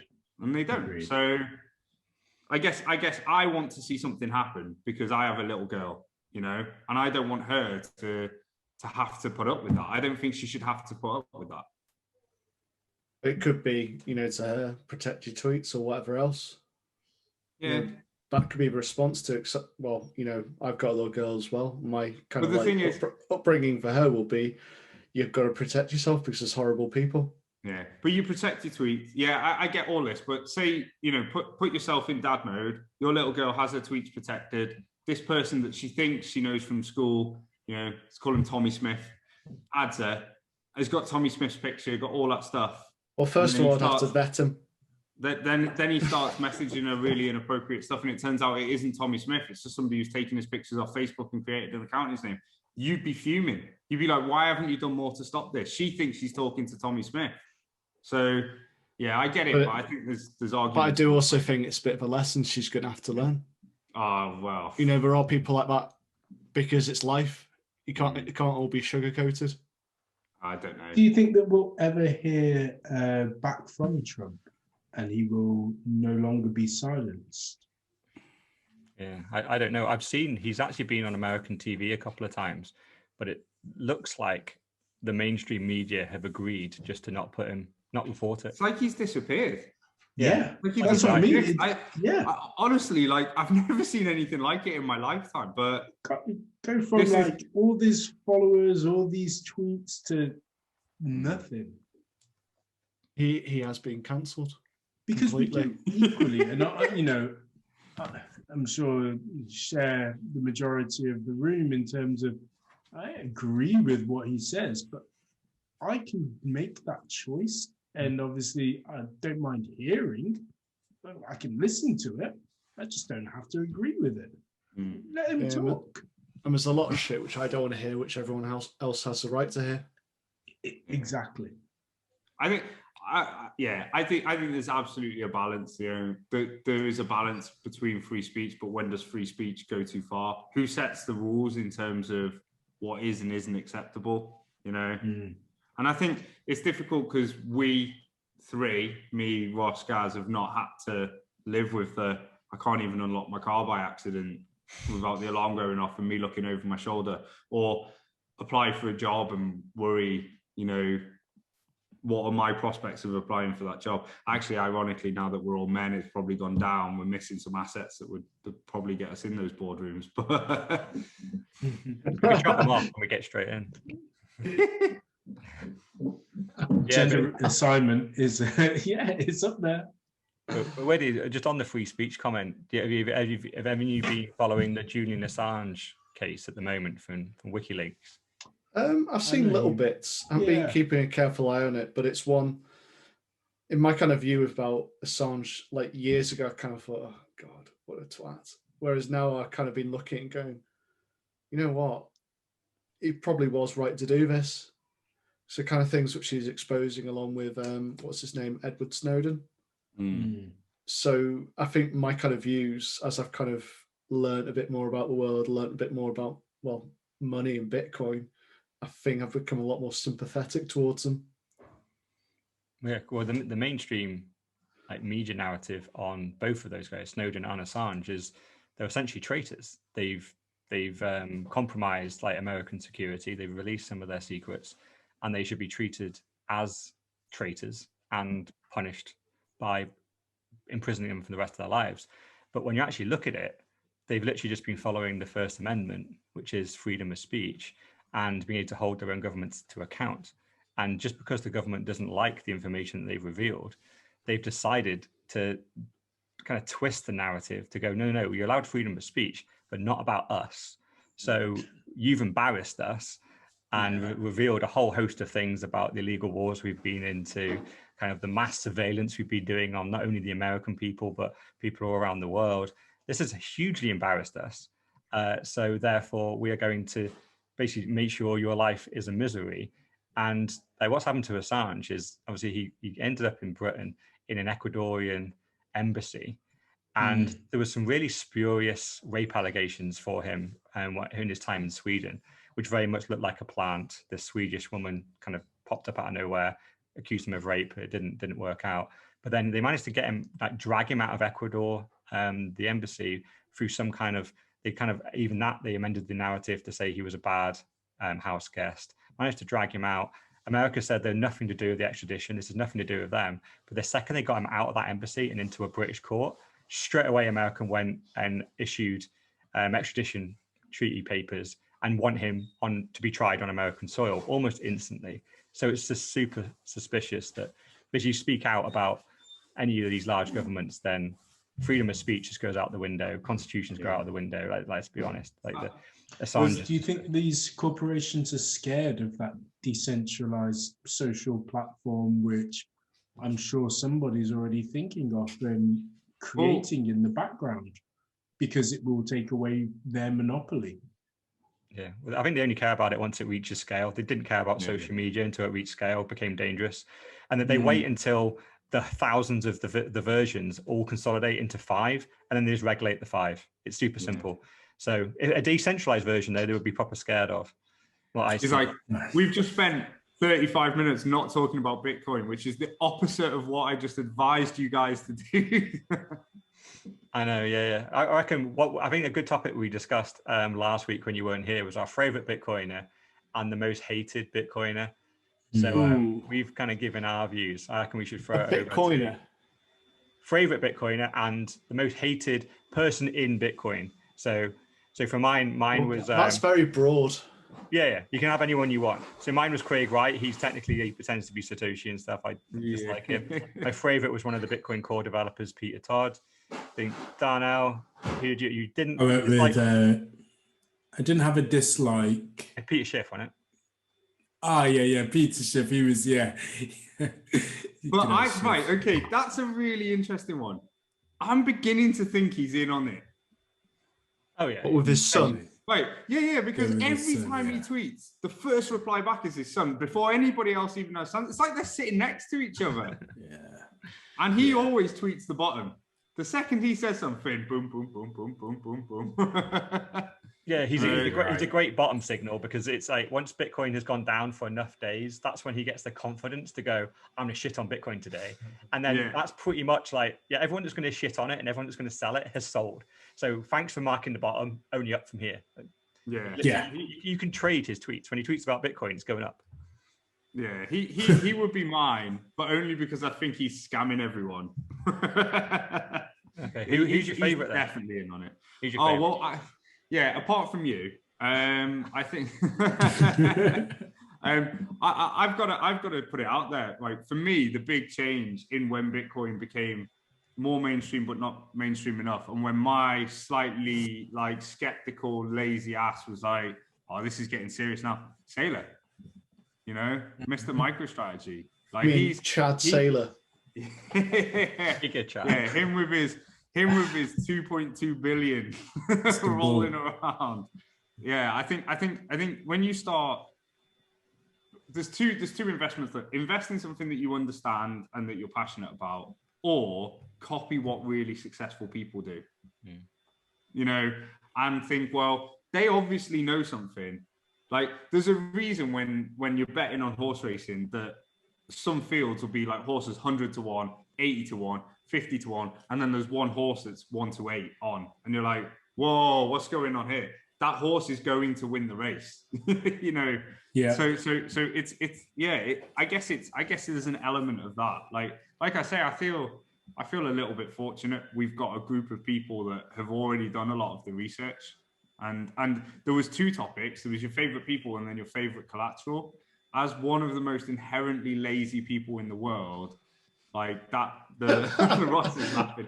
The Bitcoin Lessons app condensing all that collateral into an app that you can just swipe and tick and get a cute little bunny looking thing telling you that you're right or wrong. Oh my God, bliss. Can do it while I'm sitting on the loo. You know, it's but yeah, I think I would say Sailor for that. Shift because he annoys me so much. It's like that I feel like it's a scam. And it used to be that Udi guy. Udi, wait a minute. Yeah, that I messaged you about. I was like, "What's this guy on about?" And you were like, "Yeah, he's just a troll." Which one did what? As in, you like him or dislike him? Bit of both. Yeah, because he likes to troll everyone. So he's ultimately a Bitcoin maximalist, but he loves trolling Bitcoin maximalists, pretending to like ETH, like BNB, but then he's literally universally hated, which is quite a talent.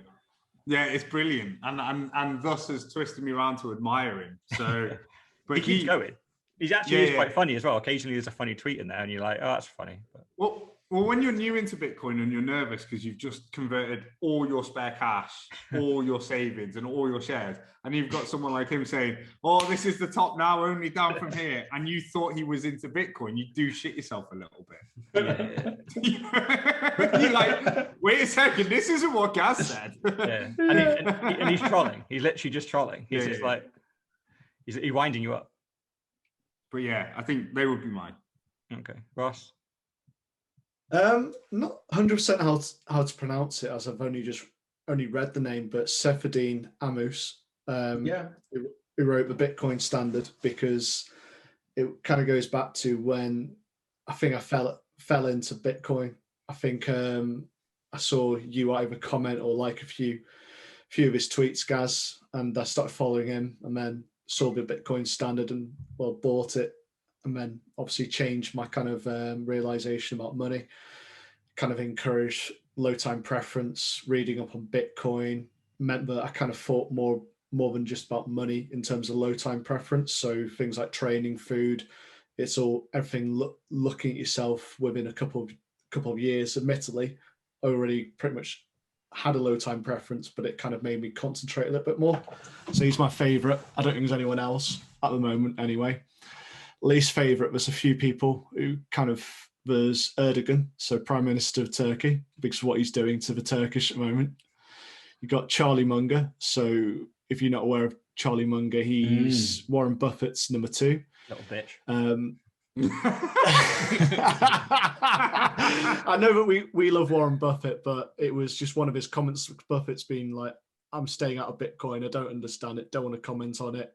Whereas this 97-year-old turned around and said, "I don't welcome a currency that is so useful to kidnappers and extortionists and so forth, nor do I like shuffling out of the extra billions of dollars to somebody who's just invented a new financial product out of thin air. So where does money come from? Where does inflation come from?" And this is someone who has various stocks and banks. How much money has been laundered through the banks, which he partly owns. And the various companies which they own or partly own. So I just kind of looked at it and thought, you tit. That exact argument at the end there, exactly. He's invested in all the largest companies that have gone up over the last 100 years, and he wants us to buy his bags. It's just, you could use that same argument against him. But it's also, you say money laundering, but okay, let's go. Here's the amount of money laundering in Bitcoin. Yeah. And here's the amount of money laundering in cash. So in banks, directly through the banks as well, yeah. Yeah, so it doesn't sit me, because there's a really good example in Mexico where I think it was an HSBC, but I might be wrong, so don't want to get sued for slander, where they redesigned the cash intakes so that they could actually put crates of money from this particular cartel straight into their vaults. So literally go bang into the crate holder and then in, and they redesign a bank for that. So that just kind of says what you need to know. And I suppose the last one was Bill Gates, but I don't think he's so bad next to what I've just said about Charlie Munger. He's getting divorced today. Did you see that? Yeah, I did. You should pay her in Bitcoin. I was like, thank God someone else has had enough of this shit. I sympathise for anybody that has to go through that.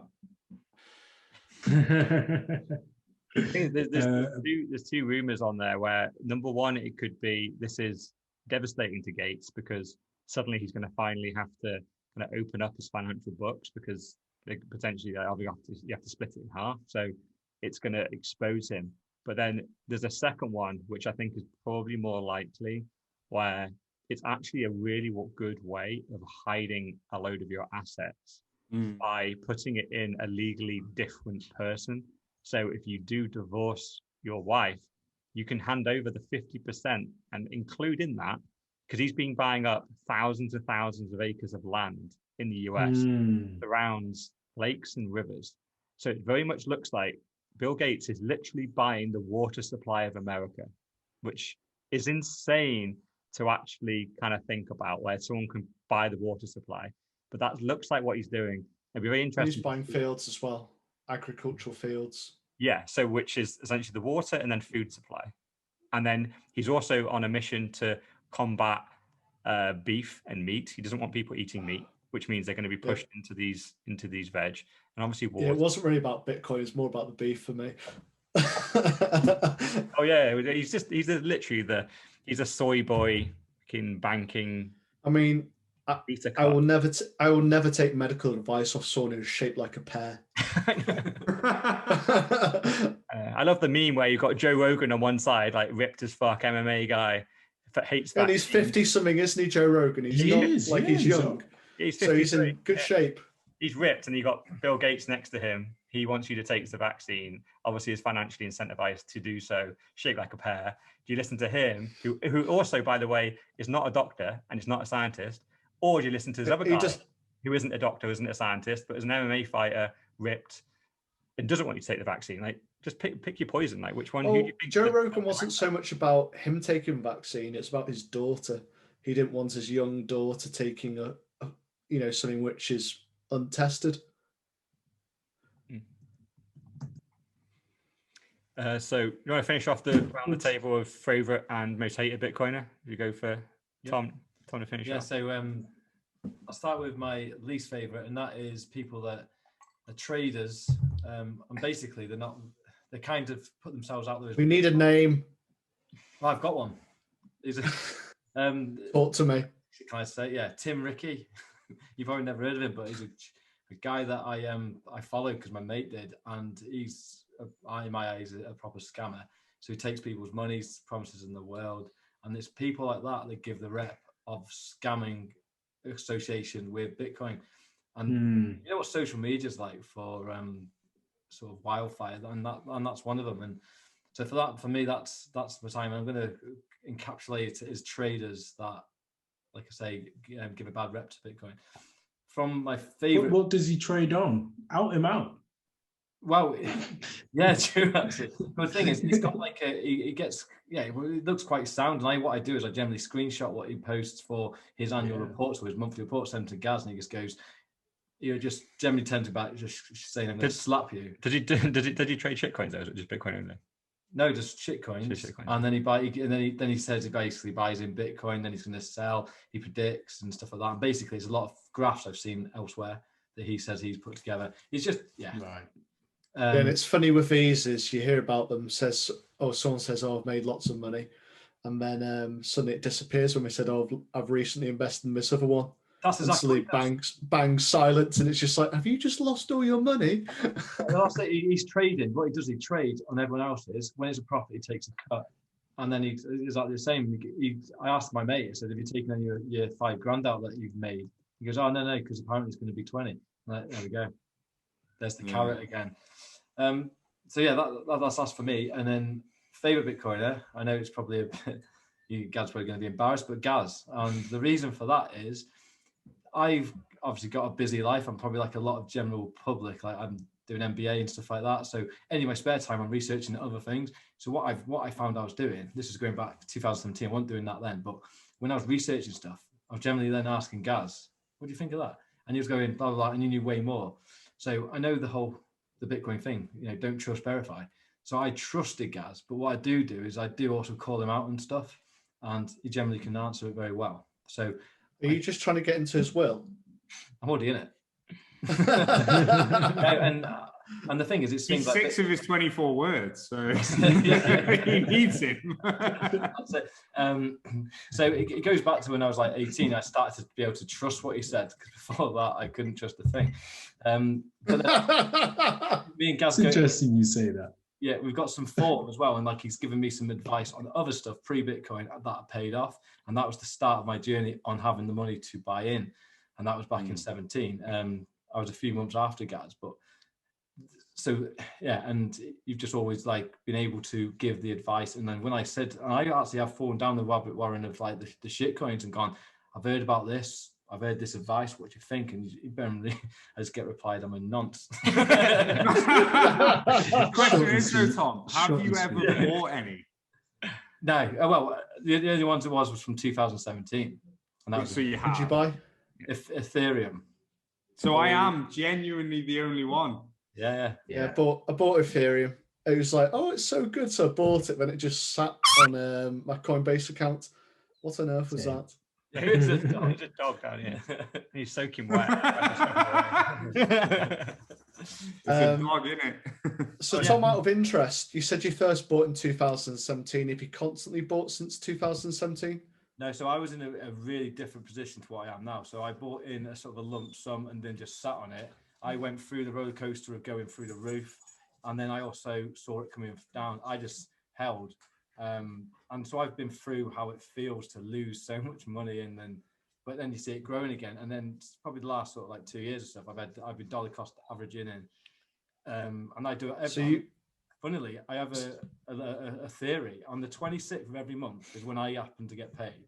And it genuinely, there was a dip. It goes down. I swear it's because people get paid on the 28th.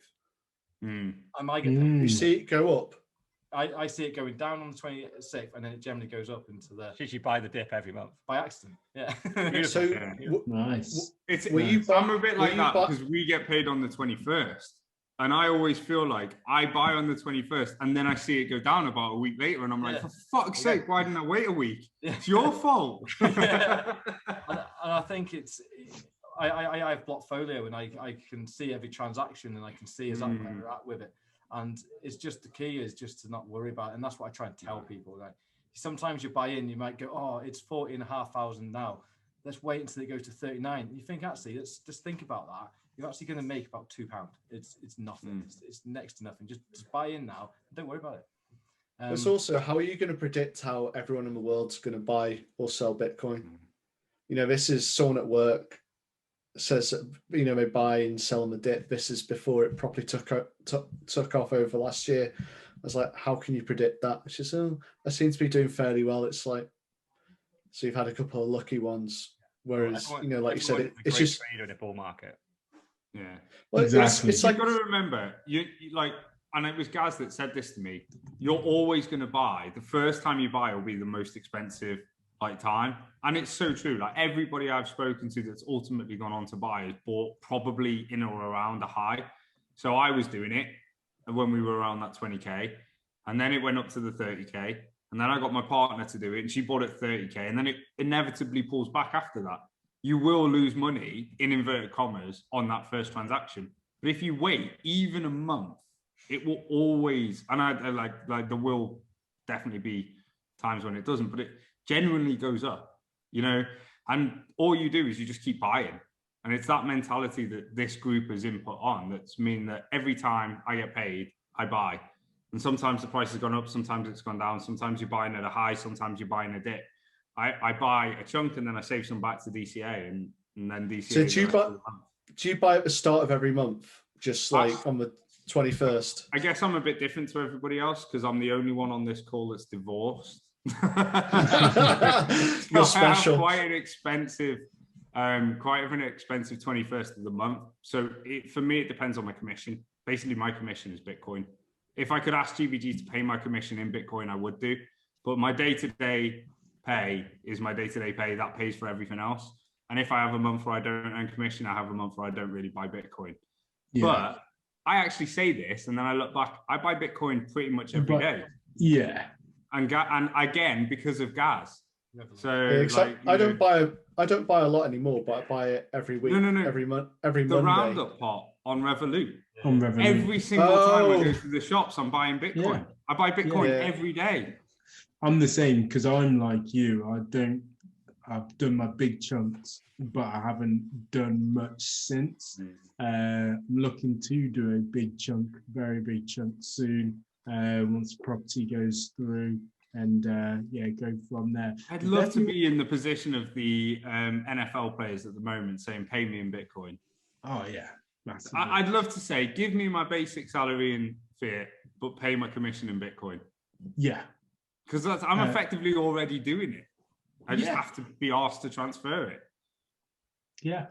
I just want to go back to what you said, Tom, because obviously you're related, but I talk to my friends and I say about, I've been saying prior to Bitcoin about the company that we work with and investing into that because it's a really good stock and a really good, share price. And you then follow in Gaz. Why do you think some people, like friends, obviously us aside, don't then go on to trust their friends, even though they've got skin in the game?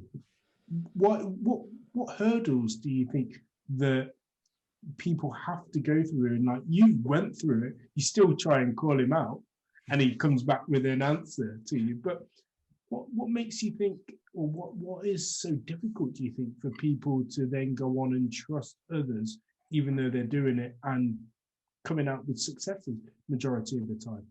I think one of the things is, so I could have gone two ways with Gaz. I could have got a bit jealous that he was living was successful, he was getting A, B, and C, and obviously retiring. Or I could go, I want a piece of that.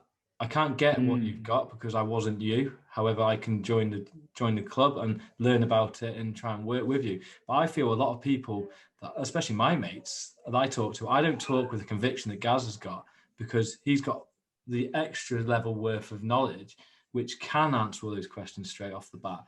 But most of my mates are a little bit jealous about it. They're like, oh, I tried to get in at 12K, but my missus said no. Now it's 20, there's no point.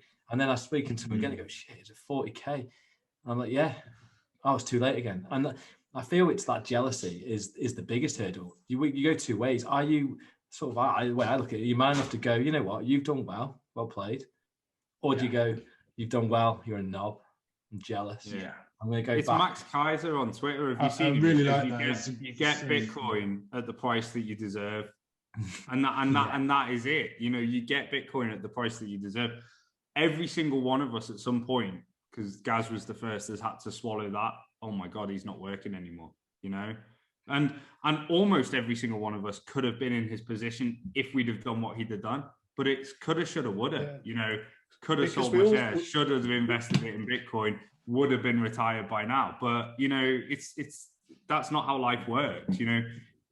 Gaz, how many times has he said, when we do it now, it's so easy. It's an app on my phone. I swipe right on Gemini, the little rocket shoots up into the sky, and I buy my Bitcoin. Gaz just sending his money to the outback of the Eastern Bloc and praying that his bank account where was it had credited. So where it had to make part of the journey on the back of a donkey. Oh yeah, interestingly, right. So it was. I can talk you back to when I made. It was my second big chunk of money in. It was about 11:30. What convinced you? Was it Gaz or was it your own reading? This is my own reading now. So this was probably 2019, wasn't it? And I remember maybe 18. Yeah, 18. So it was when it was stabilized around 3-4 grand. It went up a little bit before it went back down. It went up to about 10, 11, then it dropped again. So it was when it was about 8 grand or something like that. That's 2017 then. No, it was after the big plummet. And then we rocked a bit, and then it went up just a little pyramid and then dropped straight down. Then we stayed about 2 grand for ages. And it was just when it was climbing up. And I thought this was the second, it was pre-halving, obviously. However, I thought it was going to keep going. So it was about 8 grand, I think. And I had a chat with my missus, and we decided that one of us had got a tax rebate from our uni days. So we had a bit of money, and we thought, well, let's go for it. So I was there. I transferred it because I was transferring it to Estonia through, the old style doing it. And anyway, it was about 11:30 I entity was doing it. And then it didn't make it to Coinbase. I was like, oh, shit. And it didn't, and it wasn't in my bank. I was like, oh my God, what have I done? So I phoned the bank and saying, where is it? And he went, oh yeah, it's frozen. I was like, why is it frozen? And he says, it's in a sort of like a suspicious transaction. You send it to Estonia. Is it you? And I said, yeah. So I had to go through this whole thing, and I'll tell you, I've never sweated so much because my missus didn't at all. Oh, So wow. I was just then chucking like 10k away. It was It's funny, isn't it? Because you sit there Yeah. now, and what you were sweating there, and Gaz possibly for days, we do for 5 minutes. That transfer from Gemini to your wallet or from Coinbase to your wallet, even though you've done it now however many times, you still sit there going, please turn up. Yeah. Wasn't it? I figured out it's 1.5 cigarettes. Like it's there by the time I'm halfway through my second cigarette, it's there, and I'm like, oh, so yours was just sending it over to Coinbase, not like Gaz's, where it was like sent on a ledger or a USB. Well, mine, no, it was sending it via Coinbase, but you had to. It was in the days where you had to transfer your money into euros to Estonia, then buy it in euros. So I can't. To Bitcoin. So I must have done that because I bought it on the. I literally put in 500 quid, you know, when it had its boom. What was it, 3-4 years ago? So I must have. I'm guessing I must have had to do that as well. But there's different ways of depositing. You could deposit like low amounts. You could just put on your card. But if it was over £500 worth, it had to be like a bank-to-bank transfer, and that's an international bank transfer. Coinbase didn't have a UK banking license at the time, so it had to go to their European bank, and it just disappears. You had to literally, you just had to put a reference code on it. You just had to hope that reference code matched your customer account, and you just had to cross your fingers and hope. And if it boys, that's still the case now. Yeah. So when I transfer money to Gemini, I am transferring the money with a reference code. Random code. There is no sort code to sort code. It is, if I mistype that reference code, I'm fucked. So it is still that now. Because I was doing small amounts on Coinbase, and I was just doing bit by bit against my card.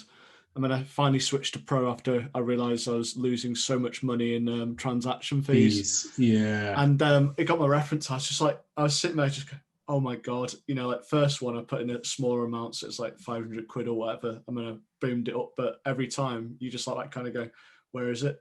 Where is it? You like closing down the app, reopening my app, closing down the app, reopening the app. It's like, come on, where's my money? 1.5 cigarettes, Ross.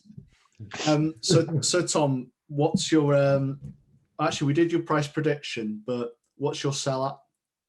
What's my sell? What do you sell up? What do you sell your Bitcoin at? I actually, I should know this quite easy. I just have to do the math in my head, so I should know. So this is your retirement fund? Probably, I'd say between 220, 250. Then I can sell, but I'm not selling obviously all. It's selling a proportion to do what I need to do. So this would be 20 is probably where I need, because obviously I had a big discussion with Gaz last night about tax, and it's going to be a little bit higher than what I first wanted because I don't want to get banged up in a few years' time. You'd love prison. To be fair, free grinder, isn't it?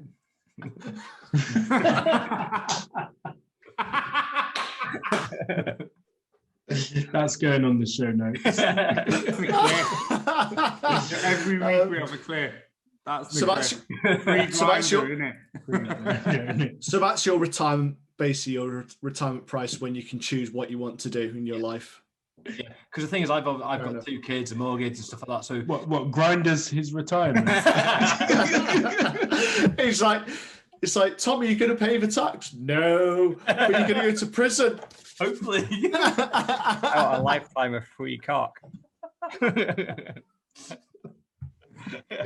Because obviously, well, I think because we're all getting in later than you, it'd be obviously have to be a lot higher price to actually have that sell or retirement. So I think in my mind, I don't know. Me and you talked about this. We went for a walk the other day. Like, if you were to sell it all, and then I'd have maybe a lump skim of a little bit. Cash. But how much does it need to be for you to do what? Like it was Gaz. I think I actually don't think you were there, Ross, because I think you pussied out. But when we sat down and we met for a pizza and we were chatting, and it's like, what do you actually need to do? You need to what have you got? You've got your mortgage, you've got your bills, you've got your outgoings. Once you can cover that, you're free. That's your financial freedom. You know. But it's also, I suppose, it's your threatened inflation to me. You know, like. But Bitcoin's anti-inflation. If your plan is to sell it all to have a pot of money, then actually you're bringing yourself back into that world of inflation. If your plan is to drip feed your wealth out to cover your expenses but live freely, whilst letting that main pot of money grow, that out price is actually a lot lower. Like my outgoings is, you know, say it's £2,500 a month. If I can cover £2,500 a month, I don't need to work doing what I'm doing today. Correct. And I wouldn't. I could do something more fun, get some passive income. What does Bitcoin need to be to give me £2,500 a month? That's the question that I'm asking myself. That's not to say I want to sell a pot of money, pay my mortgage off today and retire today and then lose all that Bitcoin and then end up back where I was right at the start, which is no Bitcoin, no pension, but I've paid my mortgage off, so I've got a house. I suppose it's what kind of life you kind of expect at the end of it. So like we talked about this, and I suppose there's always a dream which everyone has is like go on luxury cruises, stay in these all-inclusive Caribbean vacations. But you know, me and you spoke about it. I said, well, actually, what would make me happy? And it's literally getting something like, I don't know, like a motorhome or something when I've retired, go across Europe, see various different places, do all sorts, see cities, towns, eat various different types of food, and just kind of things like that. It's only the little things which I'd want. I mean, getting stuck on a bloody cruise with 600 other people, I probably can't think of anything worse. And also on the sea where I probably end up throwing up over deck every day. But how much money do you need to do that? What, an income of £3,000, £4,000, £5,000 a month? That's 60k a year. Yeah, but I think also 10 years is 600k. Bitcoin gets to £5 million a coin. You don't need to worry about 600k. Yeah. See, I don't even think I'd get anywhere near 5 or 6 grand a month in retirement. That's the point. That's it. I think it goes back to our education thing of like, if you get people to start thinking like that, because they don't theoretically even need to let their expenses get to that point. No, you can live quite comfortably lower, like having a lower expenditure each month. And then if they start thinking about their life and their lifestyles and their likes and reconciling all of that, and then putting down, okay, well, I want to do X, Y, and Z, and this is what it looks like, and this is what it costs, and then working backwards. But again, as we kind of answered before, we're not being taught like that or to think this like is that. Exactly, and it's the point that so many people miss, and this is the time preference. It's the point that I missed too late when we talked about it on the first pod when I renewed my car. There's £500 a month I wish I wasn't spending now. You know, like if I could take that out of my world right now, then that date of when I can stop working becomes a hell of a lot closer because I don't have £500 a month that I commit to. Correct. I think everyone's got this thing in their head that they need £10 million in the bank or £5 million in the bank before they can stop working. And that's an old school mindset. That's what they want you to think. That's what the government wants you to think. That's what the traditional tax advisors want you to think because it's unachievable for 99.9% of the population. But actually, what you need to stop working is enough money to cover your biggest expense, which unless you're divorced is your mortgage. In my case, it's my child maintenance. But that stops after 18 years. I've got about 15 to go. Then that's your. We'll get a weekly reminder about that. About the divorce. And basically, what I'm saying is, don't get married. Why not have? Get married? The clock down. Every week, let's have a weekly update. So, like, literally, like, there's only 600 weeks or whatever left. Yeah. I want you to get one of those digital. Which, if we work it out based on what I'm currently paying at £1,400 a month, oh my god, it makes me feel sick. Guys, how are you? How much Bitcoin is that? Getting one of those digital clocks of like, so Mark's youngest. From when she gets to 18 and then showing it's like a block clock. Yeah, it's like a block clock. Have you seen them? But for my kids, I think but on a serious note, I think that's where people are so twisted. They're just built into this mentality. I can't stop working unless I've got £5 million. Yeah. Or I pay my mortgage off. Well, this is the number one thing that I've realized when people are obviously talking to me about, when I left day-to-day work, people were really fascinated by how much I had and all that kind of stuff. And I can guarantee I had so much less than they thought I had. So much less. I just knew. Only about 20 million. Most people thought you had 50. But no, it was so much less. And it was because I just knew my standard of living has not gone up since I was 25. I had zero commitment. Yes. I had zero debt. I knew I could rent pretty much until I died at the current rate I was renting for easily. But that's because my average spend for a year was 25K. So that was it. And I just knew I valued my freedom and to spend my time as I want and to commit myself to a cause that I believed in, which was Bitcoin. And 25K a year until pretty much I'm 65, I largely had. And that was assuming Bitcoin just stayed at the same price as it did. And interestingly, it did not. When I made this decision, it dropped 87%. So I was not going to be retired at 65 with any money. I was going to be about 47 and fucking skint. So, but you would be on the beach in Panama and you'd be happy.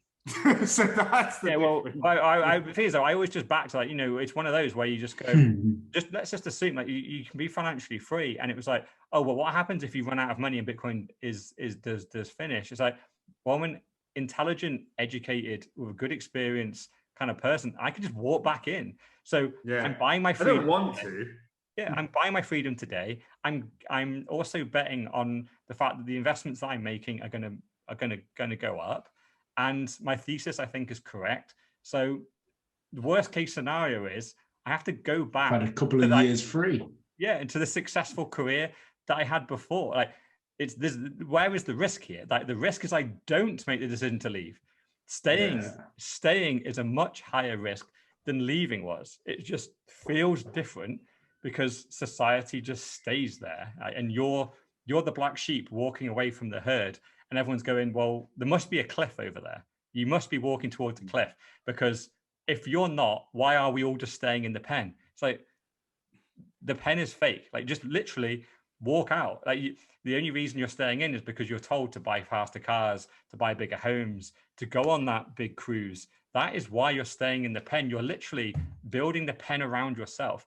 If you just stop doing that stuff, obviously with a family and with kids and stuff, the 25K thing that I live off isn't probably achievable for a lot of people, especially if you want to you're kind of going into the middle class kind of zone. You're probably on 50, 75, maybe, I don't know. But even that, pretty much, if you have $1 million or 2 million in the bank, then that buys you 10, 20 years worth of runway. And if you're investing in the next digital money that only gets reinvented every 500 years, provided you still have some sats and you're not selling them all, then you easily have enough to be financially free. You can't go and buy a Lambo every weekend. And that seems to be what people want to be able to do. If you haven't got a spare 250K, then suddenly, like, you're poor. It's like, no, just because you're financially free does not mean you are reckless with money. Being financially free still means you're very, I watch money even more now because I don't have a reliable income. So it actually... You ain't got a 21st or 26. No, exactly. Yeah, there's no DCA. The DCA is literally just, obviously I have some money, like my day-to-day money is in Amazon shares and Tesla shares. That's where I keep my savings. That's like my stable money that is like kind of de-risked from Bitcoin. So I literally... Is it going to drop 80% when Elon Musk tweets a picture of a dog? I was gonna say, yeah. Although ironically, you've got way too much trust in Elon. Although ironically, like, Tesla does drop 80% when Elon goes on a podcast and smokes some weed or something. So I'm still exposed to the Elon, which is our next podcast. I'm hoping that Elon does that soon, because it is a company which I do want to buy into. So I'd be happy if it absolute bottoms. Just gave me an idea to... Sorry, Ross, go on, mate. I was just going to say, it is a point about how much cash, because, you know, I've been trying to work out over the last year how much money do I need to retire. And I think it was, you know, we chat with Mark when we were chatting, I was just like, what would actually make me happy? And it's, you know, like a holiday to France, to Portugal. That's what would make me happy in terms of holiday. Does it have to be a plush resort? Not really. You know, just have a few meals, relax in the sun. Nothing's too expensive. I don't buy consumables. It's not something which I'm really into. I don't buy cars. I could have bought a car. I bought Bitcoin instead. But yeah, it's just, I suppose it's that expectation, what will actually keep you going over a year. Like I said, being financially free and actually, well, being able to retire. So I've got a better idea of a number in my head. But one thing which still concerns me is the impact of inflation. But then again, you know, if you are holding it in Bitcoin, then hopefully it will hedge it. But that's exactly the point. You know, 1.2 million pounds now gives you 20 years at 60 grand a year. You know, you don't need as much as you think you need. 1.2 million would be 40 years at 30 grand. So yeah, but it's not if you hold that 1.2 million in Bitcoin. Yeah. Oh, yeah. Yeah, absolutely. I was just thinking, as you were saying, we should do a podcast once we can travel from Amsterdam. Oh, that's the best. Amsterdam needs to become the Bitcoin capital of Europe, and then we'll all be happy. Yeah, I'm sure there'll be some conventions going on somewhere soon in Europe.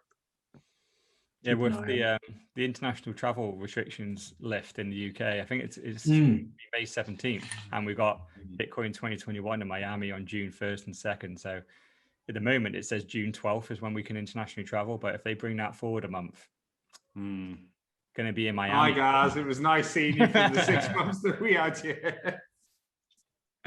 We're done tonight, boys. It's been a good chat. Yeah, definitely. Cheers for the invite, boys. That's all good. Nice to meet you, mate. We'll be sending the contract to replace Ross with Tom shortly. We can't lose the thumb. No. I was going to say, Tom's missus will complain. That's true.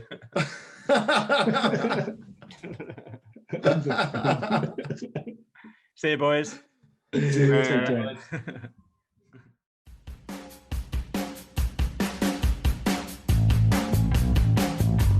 You'd love prison. Free grindr, isn't it?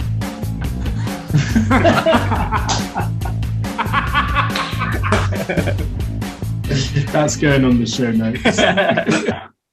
Fellow plebs, if you want to hear us, then yeah, tune in.